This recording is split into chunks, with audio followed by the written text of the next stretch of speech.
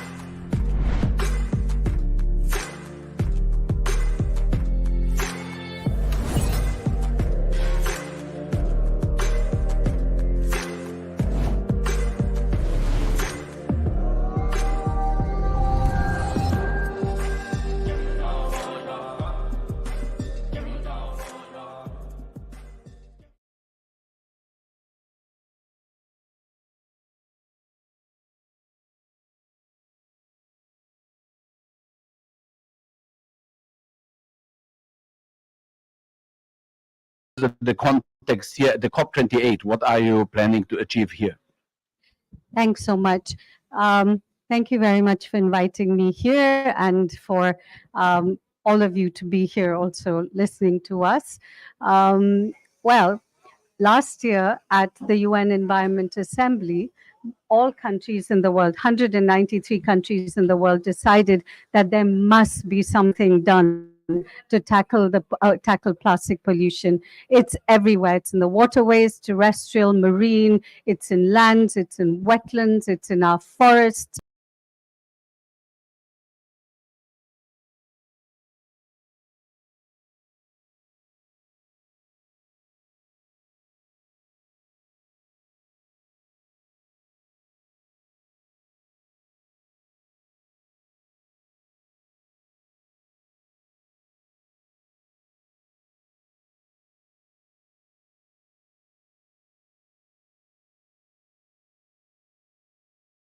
Environment Program to set up a intergovernmental negotiating committee on plastic pollution to come up with the legally binding instrument.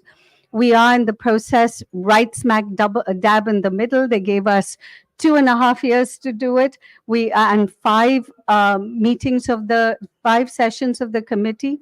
We've done 3 sessions already. We only have 2 left. And what we have done is we have, we came up with the chair of the process came up with what is called a zero draft. The zero draft follows the full life cycle of plastics, from the beginning, creation of plastics to how to recycle, reduce, reuse, repair systems, including waste. And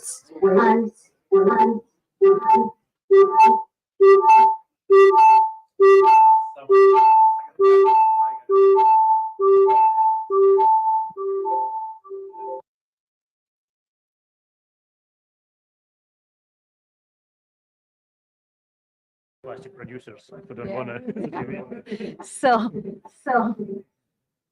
I think there's an echo. But anyway, so at the meeting that ended just a week and a half ago, the third meeting of the third session of the committee went through the zero draft, added text, verified the text, validated it, and now we are putting together a revised zero draft text that takes into account everything that happened during the third session, and this will be the basis of the text-based negotiations at the next meeting. So Ottawa must deliver for us to close at Busan, because we only have 2 more INCs left. Thank you. Thank you. But how will this treaty be different than we have the Paris Agreement? Nobody is implementing it, to put it in a not friendly way. But it's really disappointing very often. These UN processes are very often not leading to action and impact. So is this treaty aiming to be different?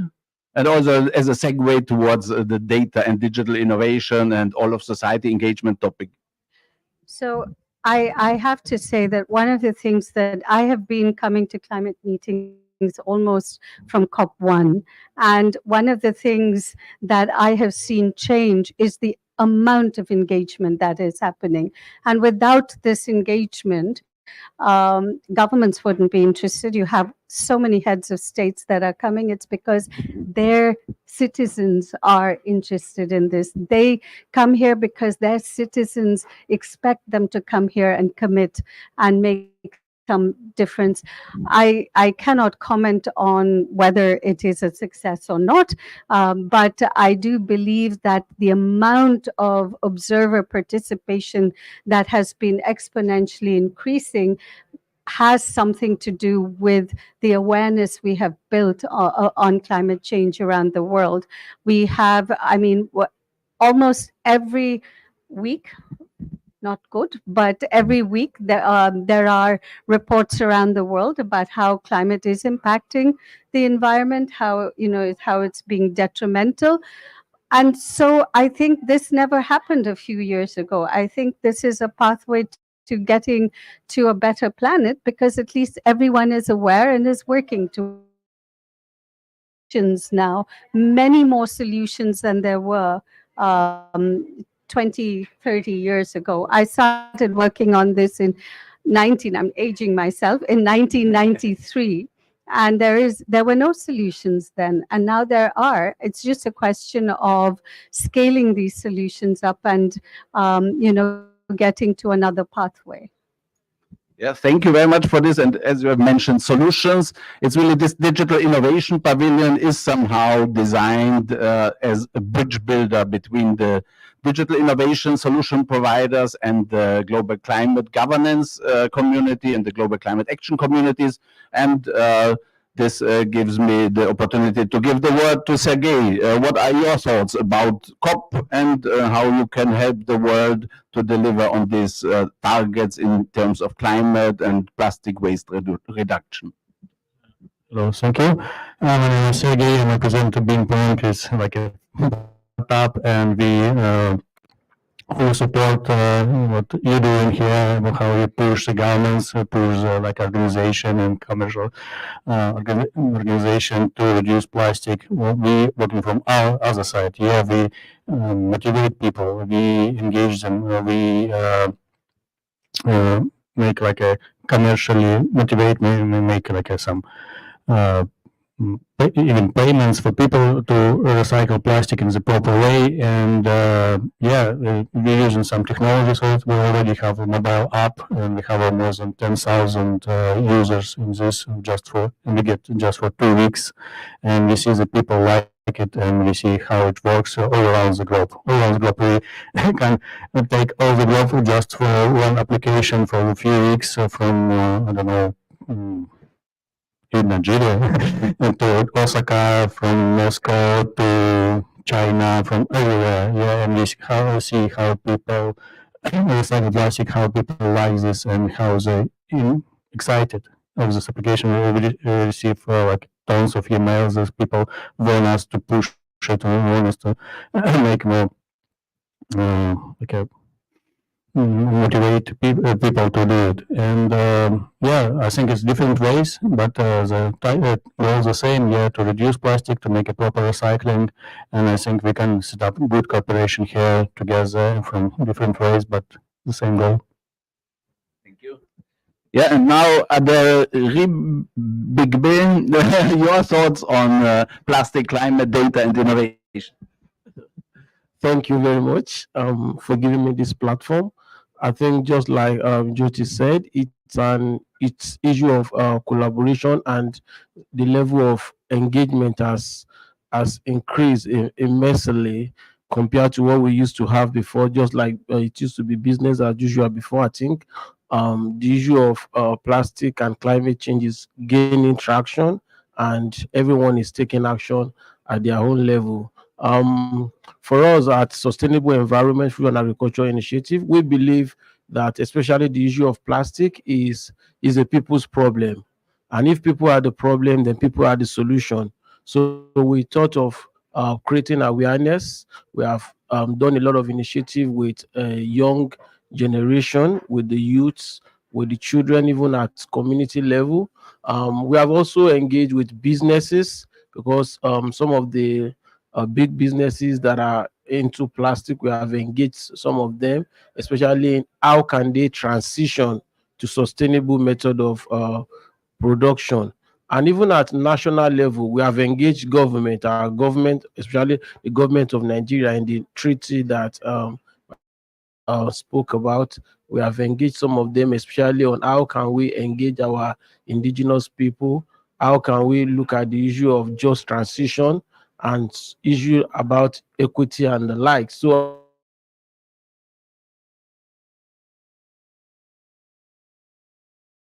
secretariat for opening the platform for a lot of stakeholders, businesses, NGOs, IGOs, a lot of people. It's a very robust engagement platform. Not only the UNEP process alone, but also the WHO process, the UN process, and all the major groups are, and all voices are being heard in the, even in the treaty process. So I think it's a good one for us. Everyone is taking action, and there are no little action. What I just believe is that wherever we are, whether from the digital innovation point of view, whether from the governance point of view, or even from the society point of view, every one of us, we need to take action, because it's our collective problem and we have to collectively solve it. Thank you. Yeah, let me add also a little bit about actually why now, why Binpong is right now, because also like 3 years ago, there was not a lot of discussion about, not like today, climate change and plastic pollution. 3 years ago, also creating such a mobile app, such a powerful mobile app, it relatively easy, was nearly impossible. right now with modern technologies, we were able to create this like absolutely scalable solution. We can cover the whole world. We have no limitation in terms of geography, so we can work everywhere. So right now we can create it. That's why we use the momentum, and also the beauty of this that it is self-funded, because we as a byproduct, actually we're creating the customer base, the user base of people who really like who cares, yeah, who is motivated. And there are a lot of B2C businesses who actually want to have an access to this user base. And I'm the Chief Business Development Officer, and I'm in charge of this space, or NGOs who actually want to have an access to this user base, because this is how it works. Yeah? So as more offerings we'll have from the partner, as more more ready people will be to motivate into this game. And I'm privately absolutely a plastic lover. I'm traveling a lot in the region. I'm here in Dubai for a long time, and I'm enjoying like a solo travel on my Jeep, going to Saudi Arabia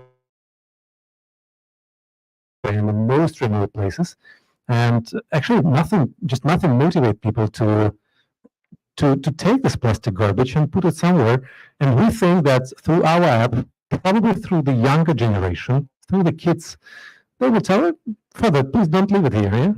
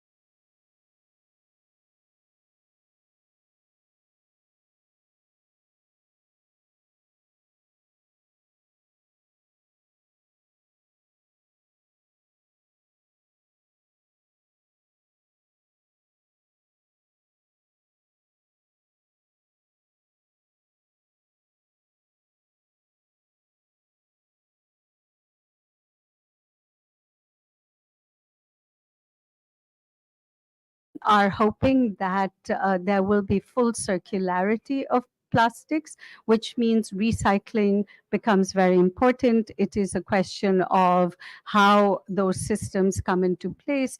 Collection centers become very important. How you collection centers and home collection becomes important.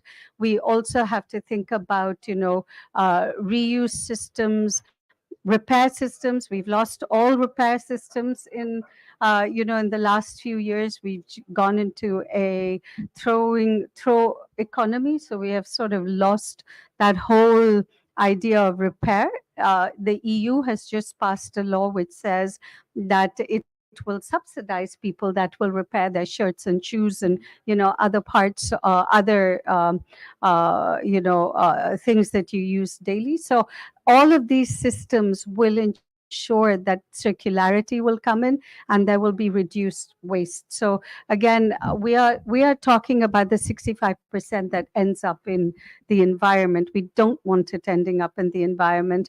Plastic has been good for us. It's needed in hygiene systems and like food systems and health systems and all, but it's about how do we make it better. COVID, for example, showed us that we have the worst system on collecting garbage. There were so many, plastic tests. If anyone was in Glasgow, and if you remember the tests that were given to us, Yeah. so, Mm. but it was needed. Yeah. It's true. Yeah.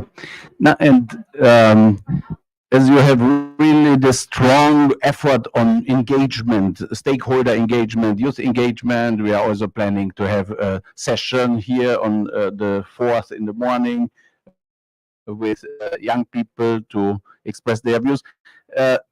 What are the potentials of such a treaty? Is the treaty as such really only an intergovernmental instrument, or do you have the possibility to have in the creation of the treaty, but also in as or the, perhaps industry associations or consumer associations or something? Can it be a new type of, because I don't like these treaties, the standard UN treaties, where it's negotiated by governments and then signed by governments, and nobody feels ownership or responsibility. So I really see in your treaty the opportunity to do something better, that is more inclusive and going beyond the intergovernmental level, but really engaging also this city important players, but in the UN processes, they have no formal role to play.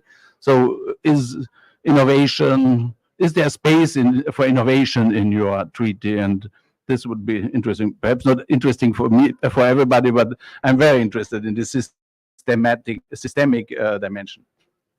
Thanks so much. And so I completely believe that without youth and provinces, regions, and cities involved, this treaty will not be implemented. It is through the power and energy of youth and the translation and collection systems of cities and provinces that the treaty can be implemented. So I think, again, it's a member state decision, and the discussions are ongoing, and the member states are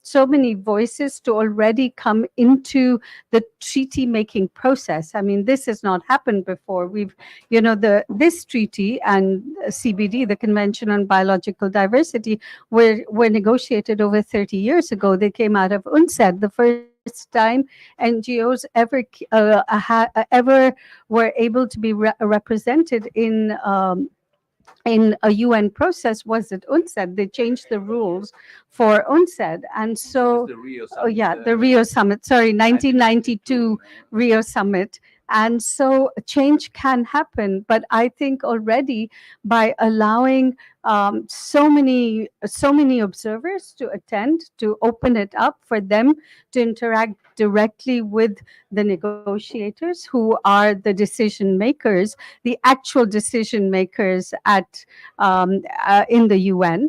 And so I think the space is opening up, and they are listening to, a lot of groups like, like the Alliance for Waste Pickers, indigenous people, lots and lots, agricultural groups. I mean, they are absolutely science. So we are opening up the space, and I think innovation happens through allowing people to come and interact with the decision makers. So I am very hopeful. I'm very, very hopeful that we can have innovation in the treaty. And maybe you can advise us how to coordinate with your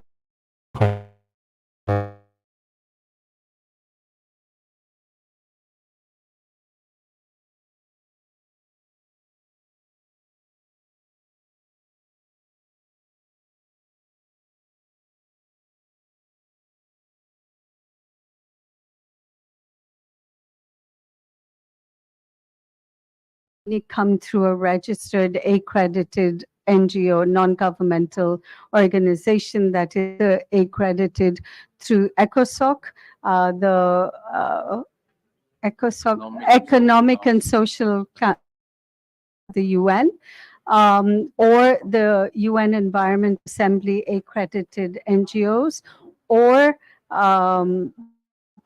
any of the multilateral environment agreement NGOs that are hosted by by the United Nations Environment Program. And I have my stakeholder liaison, observer liaison officer here, Juan. And so please do get in touch with him fairly quickly for INC4. We, of course, don't do anything like a solutions fair or anything because we don't have in the sector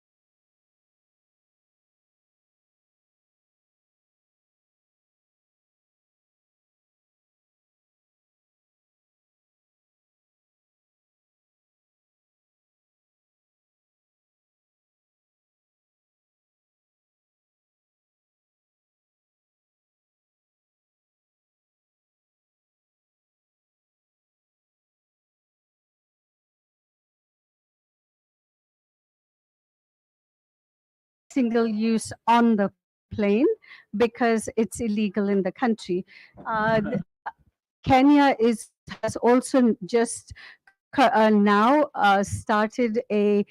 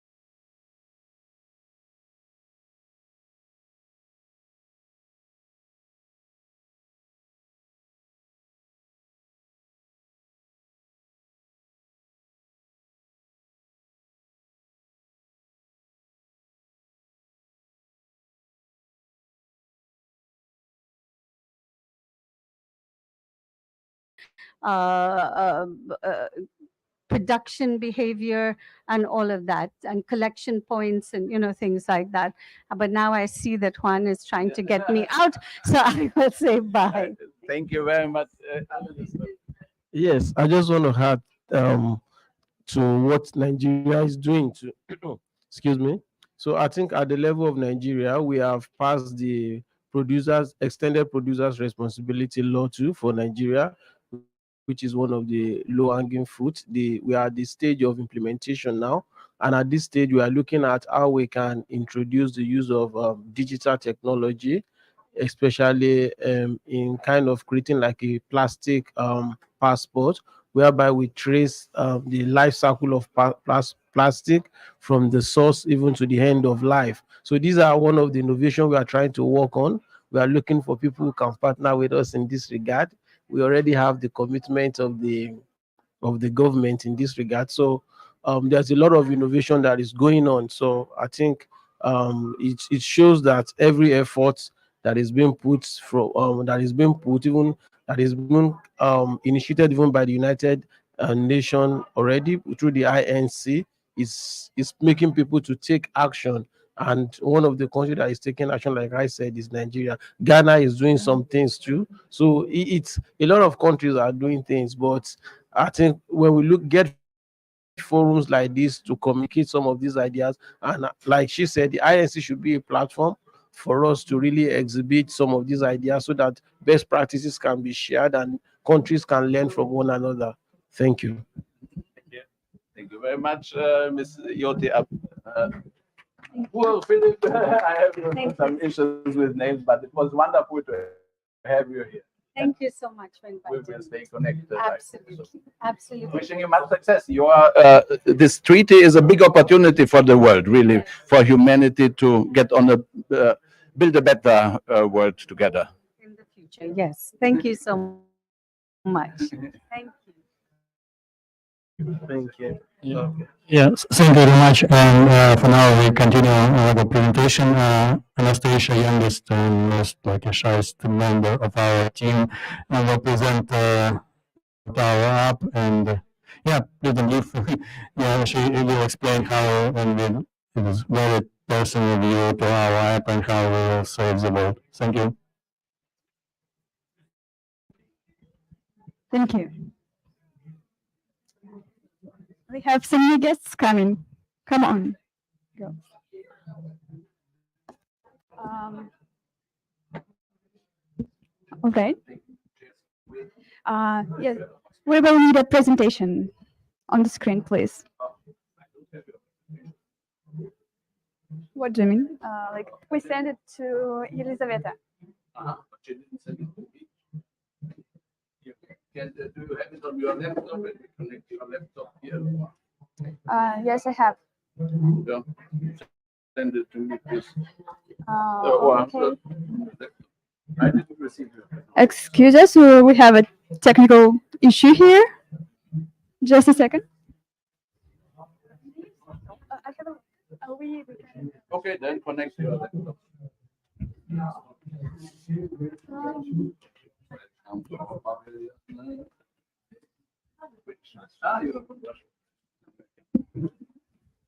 I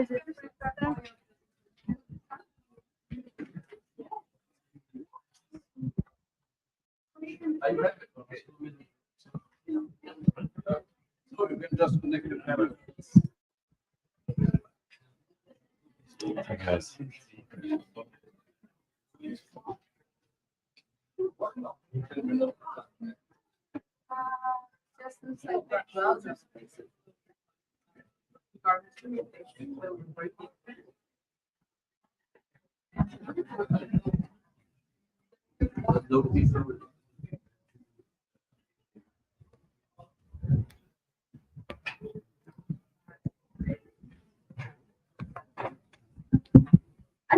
And so please do get in touch with him fairly quickly for INC4.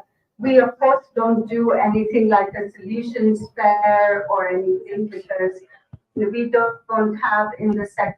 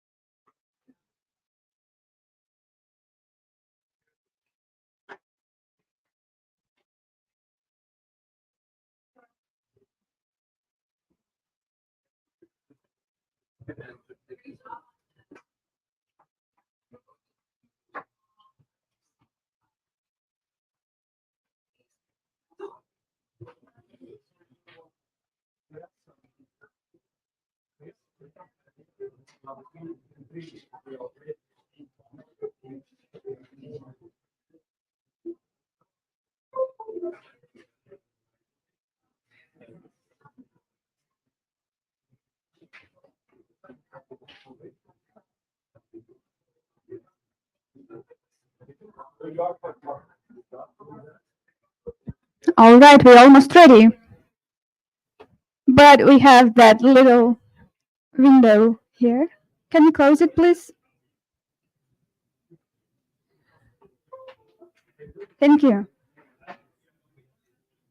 So, dear guests, thank you for coming and for your attention here. I'm going to tell you a story of how a startup like Binpong, thank you, innovates the way we're tackling global challenges like plastic pollution. Without further ado, let me introduce myself. My name is Anastasia, and I studied global environmental and economic problems in Moscow, and also managed a university environmental club.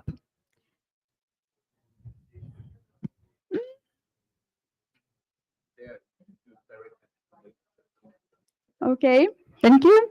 So after graduation, I worked in a big corporation, a major bank actually, and I always dreamed of making a difference in the world, especially in the environmental field. At my job, I did work related to the environment, but I just didn't feel like I make any impact, you know. And the problem was that making environmental impact is actually never a priority for a big company. And also there's always some red tape involved, and all decisions are made with a big caution, and it leaves basically no space for innovation for corporates. So as an employee, I slowly became a little bit depressed and burned out. But it was before I discovered startups. Well, this is true that startups bring innovations to life and do it really fast and swiftly, and kind of easily. The corporates hunt the ideas and innovation among startups and willingly invest in them and fund them, which allows startups to focus on environmental and social challenges and bring innovation into the real impactful projects. And this entrepreneurial energy is truly special. And it brings me to the solution Binpong offers to the world. But to understand the solution, we must before get to know the problem. Be prepared, we're entering the serious part of this presentation. So, plastic pollution is the problem. The world nowadays produces more than 400 million tons of plastic. Only 15% of it is being collected for recycling, and only 9% is being recycled ultimately due to losses during sorting and processing. Meanwhile, plastic production is only increasing. But is it really that bad? Like, what are the actual consequences of plastic pollution? Let's see. Dozens of millions of tons of plastic annually enters aquatic ecosystems and damage them. Plastic waste can be found in seafloor sediments, on beaches, and in many other locations worldwide. Plastic pollution is becoming an inherent characterization of the present geological era. We call it Anthropocene, right? Moreover, there's another term that scientists introduced lately. This term is plastisphere, and it means a new marine habitat for bacteria. Since there is evidence that pathogenic bacteria actually use plastic particles in water as a substrate and float on it, like on a boat, to the shores, to the beaches and coastal areas where they present risks, not only to environment, but also to human health. There is risks for us. Yeah. Then let's take climate change, for example. Plastic generate greenhouse gas emissions. That's a fact, on the different stages of its life cycle. By 2040, those emissions associated with plastics are expected to account for 19% of global total emissions that are allowable, that will be allowable, if humanity is to limit global warming by 1.5 degrees. That's more. There is evidence that plastics can interfere carbon cycling. Is something wrong? Sorry. So plastics can interfere the carbon cycling because it can impact photosynthesis processes in different ecosystems, marine, freshwater, and terrestrial. Not to mention plastic ingestion by whales, seals, turtles, birds, and fish, which potentially leads to their starvation and deep wounds. So I guess the answer is clear. Yes, plastic is really that bad, and we need to fight it. And how the humanity is going to solve this problem? We have best management hierarchy here, and the best way to do it is just to refuse plastics, like shut down all the factories that produce plastics. But as we were told earlier here today, it's not realistic. I mean, it's not the way we're going to do with plastics. So recycling here is the least desirable of the best practices, but it still is to play a pivotal role in fighting plastic pollution. But recycling itself is also a compound subject. It has at least 4 parts, 4 stages of the circular flow of the materials. And Binpong solution focusing on the collection part, because somebody needs to collect all that confetti of plastics that are turning into waste. And this is as important as sales and distribution in a linear economy model. And the collection of plastic is also a complex subject. But mainly there are 2 main constraints. One is recycling infrastructure, and the second is human behavior. And Binpong solution is about the latter, about human behavior. And we found that some countries has recycling infrastructure in place, but they lack human action. The USA is a perfect example of that. Those numbers are for the USA. They have they have the capacity to recycle 42% of the 3 most usable plastics. But the actual recycling rate of those are only 21%.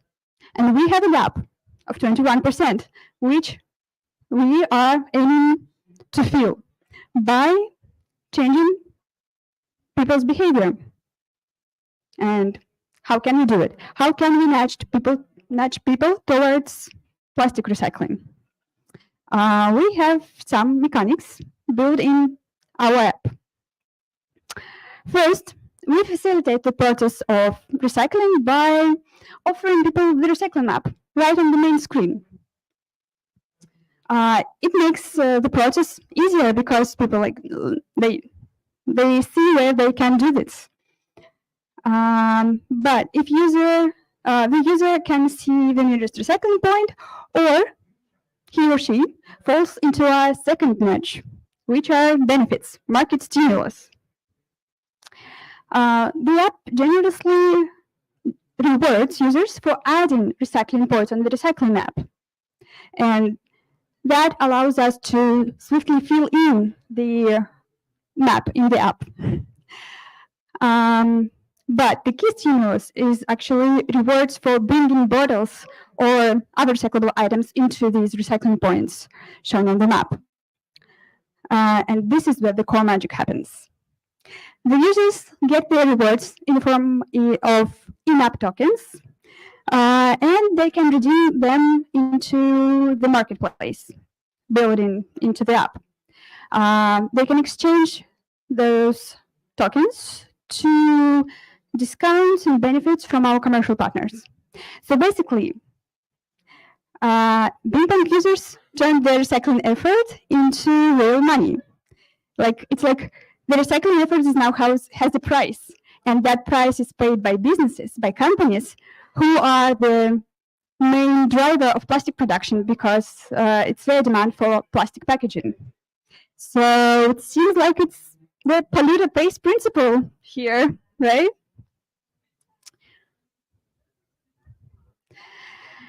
And let's talk a little bit about innovations. How do we make sure that users actually recycle their plastics? We have to check two things. The first is the user's geoposition.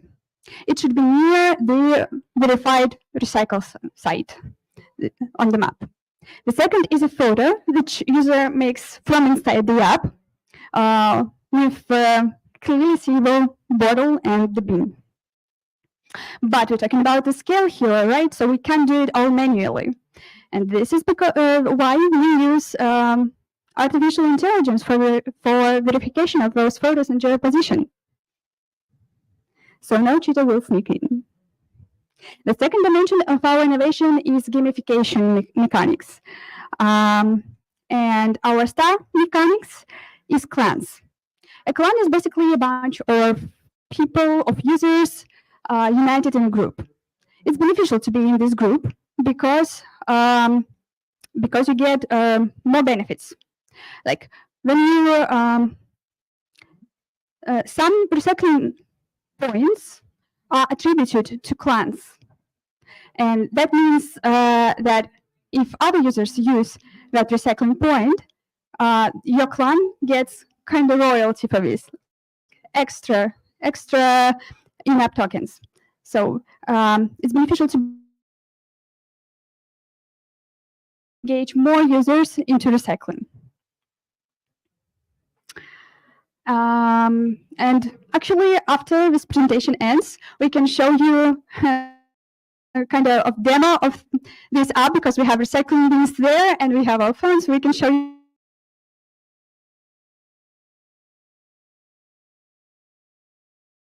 really works. We have our first results. The app was officially launched on November, actually, and we already have actually 10,000 downloads by now, and more than 3,000 recycling bins, and I think it's more than, 4,000 already plastic bottles collected. But what's really cool here is the geography. People download and map the recycling bins all over the world. As you can see, it's in Australia, it's almost on every continent except for Antarctica, of course. Here are just some examples from African deserts to Northern ice. For example, the recyclable collection site in Namibia, in Indonesia on the Java Island, and in snowy Tallinn in Estonia. We also have been mapped both in the depths of continents, like that one, the first one, deep into South America, on the bank of a river, on the Argentina-Paraguay border. And we also have been mapped here on this venue and in New York, Fifth Avenue, Manhattan. They look like a cool designer recycling bins, but they are on the app just like any others. Isn't it a little bit funny that we like show off the kind of dirty recycling bins? But we're actually proud of it, really, because it shows that the demand is there, and people do engage into recycling if they're a little bit nudged to it. So this is our team. You already know Sergey, Ilya, and me. You can come to us and ask any questions, or we can show you our app, like how it works, anytime, please. And this is our QR code. You can follow the link, download the app, and try it by yourself. So this is it, basically. Thank you so much for your attention. We are open to your questions and inquiries, please. Sure. Did you calculate the energy need for one transaction? So if somebody is documenting being consumed per what document? And Sergey will answer this question. Almost zero. Almost zero. So it's like we use like a cloud infrastructure, and of course it's somewhere distributed. And if you divide it for like tens of thousands of bottles and tens of thousands of beans, it's about nothing. Any question? Thank you. I was wondering the last part. I did get the rest, but how does it motivating consumers to refuse plastic products? We're about recycling. Okay. We're tackling the recycling problem and the collection problem. Would there be any mechanism there to improve that? Not yet. Not yet. Maybe in the future. One domain of the problem at a time. Thank you. Thank you very much. Thank you, Anastasia. Yeah. I really think it's a very good app, and it's simple, and the numbers that you showed are indicating that it will be a success. Yeah, the numbers of downloads, that's really looking very good. Very good. Thank you.